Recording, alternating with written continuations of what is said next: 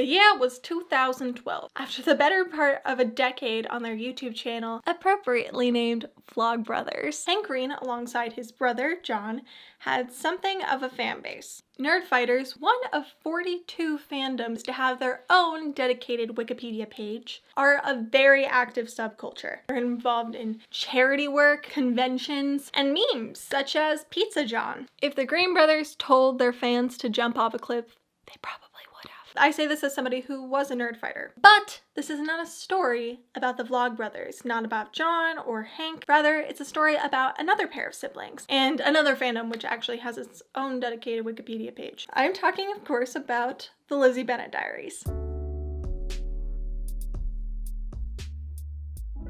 On April 12th of 2012, Hank Green had directed the Nerdfighters to a separate YouTube project which he had been working on, called the Lizzie Bennet Diaries. What is the Lizzie Bennet Diaries, you may ask? It was a modern-day adaptation of Jane Austen's Pride and Prejudice, only it was online. Hank, alongside co-creator Bernie Sue and a dozen of other writers who I don't know the names of, built a world for the characters of Jane Austen's classic, including social media accounts from Twitter to Pinterest and, yes, YouTube channel, that not only would the characters interact with each other via to tell the story of Pride and Prejudice, but also interact with the fans. Now, keep in mind, this was all supplementary to what the main focus of the project was, which was a web series. The storytelling of Lizzie Bennet Diaries, or LBD, was very multi-layered. On the base level, you had Lizzie's vlogs, which was supposed to be a part of her thesis project for her master's in mass communication, which I find hysterical given the amount of communications ethics that she violates in the show, which is where the primary plot of Pride and Prejudice played out. This was either accomplished via costume theater or Lizzie just venting the plot of the show to her audience, or events actually happening straight on camera, which happened more and more as the show went on, which you could argue is kind of lazy storytelling, but was super satisfactory when we saw Darcy during the confession scene. You're filming. Oh no, he's hot! You could just go to the base level, which was Lizzie's vlogs, and get a comprehensive understanding of the story. You could go to Lydia the Bennet, which is where Lydia, one of the sisters, had her own vlog series where she would go off on her own adventures during parts of the show. You had Maria of the Lou, you had the Pemberley Digital Channel, you had Collins and Collins instructional videos. And those were just the videos. There were also Twitter accounts and Tumblrs where you could see characters' interactions between vlogs. And these sometimes included plot points that had yet to be revealed on the main series. And these were things that you could keep up to date with in real time. This created an incredibly unique experience for the consumer of the story. For one, they were using a relatively new medium for storytelling, which was social media, and the amount of engagement and immersion into the story was very much up to the fans. It was like a choose your own adventure book to a degree. You could literally read Darcy's tweets as he watched Lizzie's videos, or Gigi's tweets as she watched Lizzie's videos. A lot of it was actually people reacting to Lizzie's videos, but it was incredibly engaging because these were characters from 200 years ago that were being reimagined in a way which was grounded in our reality. And we could imagine that these characters were living alongside us, which you weren't able to experience unless you first read the book 200 years ago. This storytelling also made the characters feel incredibly grounded and true to life. They felt like people to the viewers who you could actually interact with. And interact we did. And this makes its way into Lizzie's vlogs even. Them going to VidCon, the Q&A videos where Lizzie actually answered fans' questions. The conclusion of the Lizzie Bennet Diaries is so invested in its fan base that Lizzie's fans literally fund her business. It's a core part of the show. The medium which Lizzie Bennet Diaries was also distributed through, that being YouTube, social media, and the wider internet, also created a very nuanced viewership. There was a really interesting group of people that were all invested in this show. It was a great amalgamation of the passionate nerd fighters who were very committed to creating any sort of positivity and fandom towards any project. And then you also had Jane Austen's fans, also known as Janeites, who were incredibly passionate about the source material, who were also dedicated to the work and excited to see it be innovated. There was those who were familiar with the fact that it was a fictional adaptation of Pride and Prejudice by Jane Austen, a fictional book which came out over 200 years ago. Those who knew that the Lizzie Bennet Diaries was fictional but didn't necessarily know the plot of Pride and Prejudice and were just along for the ride. Those who just stumbled on the videos not knowing that Lizzie Bennet is not a real life person, engaged with it as they would any other part of the internet. Turns out that there was actually a spike in viewership from India that stumbled upon the Domino trial videos that came out on the Pemberley Digital channel and thought that it was an actual company and that they were doing actual trials on this actual software that they were going to release to the public.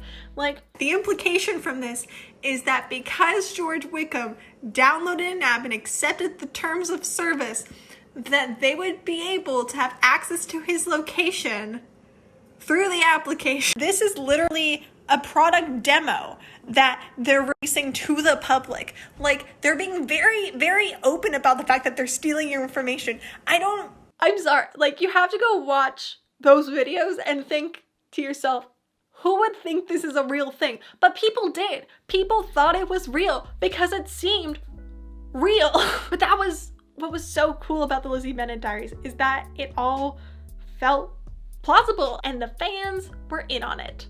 Or so we thought. Beyond the points that I previously mentioned on how core the notion of a fan base was to the show, fan response also determined how the show was going to go forward. The show shot about 8 to 10 episodes every month, allegedly. Writers were able to gauge in essentially real time how fans were responding to the plot thus far and adjust the trajectory of the remainder of the show accordingly. And before videos could even come out, they could respond at an even faster time via social media. Somebody could tweet to clarify something that happened in the show. There can be an entire Twitter exchange that serves as the redemption arc for a character. It's fine. We see this in the case of Lydia Bennet. In the second episode, Lizzie says, Lydia's being a stupid or slut again. A lot of people were not okay with that. So in future episodes, Lizzie apologized for her behavior, and that actually became a plot point way down the line, which, trust me, I will get to that. Overall, this created a very enriched storytelling experience, but you're also able to invest a deeper attachment to the characters, plot, and world building of the show because it was so rigorous and enriched, especially because they felt so much of part of ours, even though they were fiction, and most of us were cognizant of that. So why haven't we seen more stuff like the Lizzie Bennet Diaries or transmedia adaptations of classic literature? There have been, they just haven't been as popular. Oh boy, we're gonna get into it. Literature that they've chosen just hasn't translated as well as Pride and Prejudice has. You could call it beginner's luck, but I'm gonna talk about the effect of the transmedia storytelling and fan interaction. So let's talk about the Pemberley arc. So about 70 or 80 episodes into the show, we finally get to the long-awaited Pemberley arc. Now, if you're not familiar with the plot of Pride and Prejudice, the Pemberley arc is the part of the book, is the part where Elizabeth Bennet realizes that Darcy has changed and starts to fall in love with him. It's a lot of people's favorite part of any adaptation. It's the part in the 1995 BBC miniseries where Colin Firth takes that little dip. It's the part in the 2005 film where there are all those marble statues. Of course, all the Jane Austen fans and fans of the Lizzie-Darcy relationship are looking forward to this experience in the show. It's been a pattern throughout the show that people want to see more Darcy, but it's especially prominent in this part of the show because this is the part where Darcy's the most prominent in the original material. At the same time, Lydia Bennet has gone off to Vegas, which is what the show's version of the Brighton arc is, where Lydia meets Wickham and has this very, very bad scandal that happens. And that's a thing throughout all versions of Pride and Prejudice. In this version, it's that she enters this emotionally abusive, toxic, manipulative relationship with him, and he sells their sex tape to a video company that's going to release it via a website. And people obviously have negative comments in relation to Lydia's videos because they're, aware of what's going to happen. But again, primarily under the assumption that Lydia's a fictional character.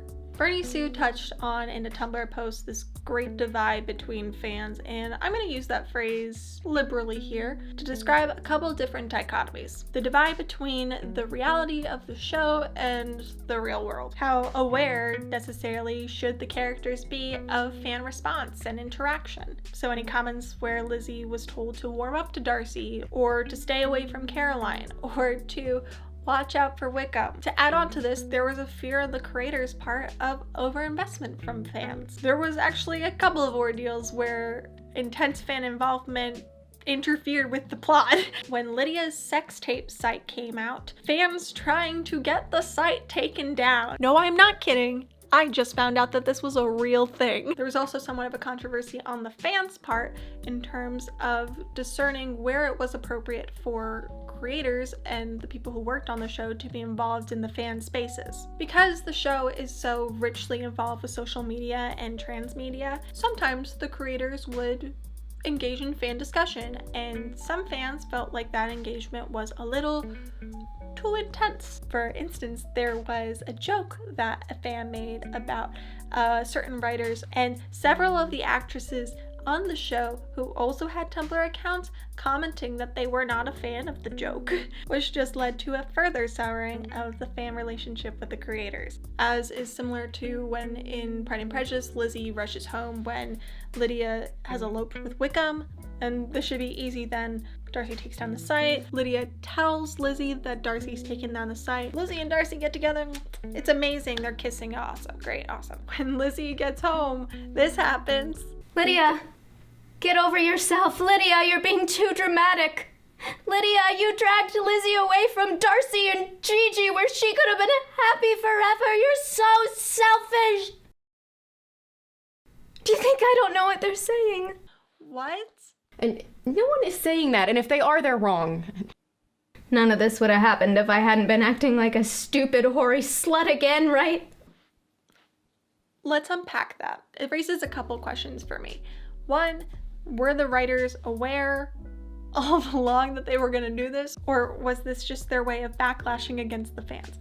Is Lydia a person in this, or is she a character who the writers used as a vehicle to speak out against the fans who they were disagreeing with? And was it being stripped from that context in order to further the plot? When people are writing those comments, they're aware of what's going to happen to Lydia. She doesn't take their advice. It's like they invested the fans in this story and then punished them and told them that their way of engaging with the text was wrong in the text itself. It just feels like it was a manipulated attempt by the writers to make Lydia the victim of antagonistic fans, which, in my personal opinion, feels like it's punishing the fans for caring. The transmedia experience, which had been so well crafted, felt like a ploy, just so that the fans would react the way the writers wanted them to, just so that they could push the story forward.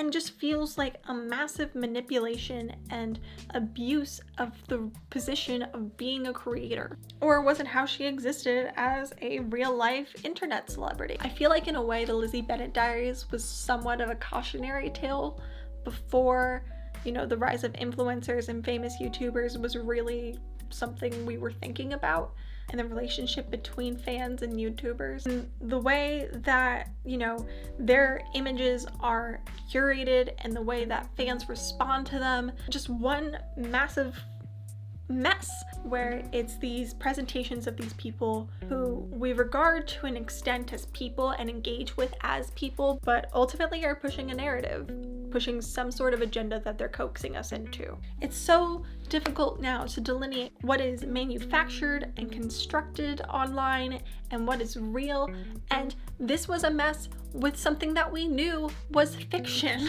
So imagine how difficult it must be to navigate the online space now where we don't know if anything's real or not. I think if something like the Lizzie Bennet Diaries existed now, it would just feel too close to home. And this isn't super deep. I'm not trying to be a total bummer about this, because I really do think that what was accomplished with the Lizzie Bennet Diaries was incredible. I just wish that they didn't end it the way they did. Thank you so much for watching this video. I hope you've enjoyed it, even if you never watched the Lizzie Bennet Diaries. Follow if you want to see more of this content, and I'll see you next time. Pew! I don't want to hit my lens. I'm so self-conscious that it's not recording anymore. This appreciation of the fact that I put on a little black dress for this video. Get it? LBD, Lizzie Bennet Diaries, LBD, little black dress. You're welcome.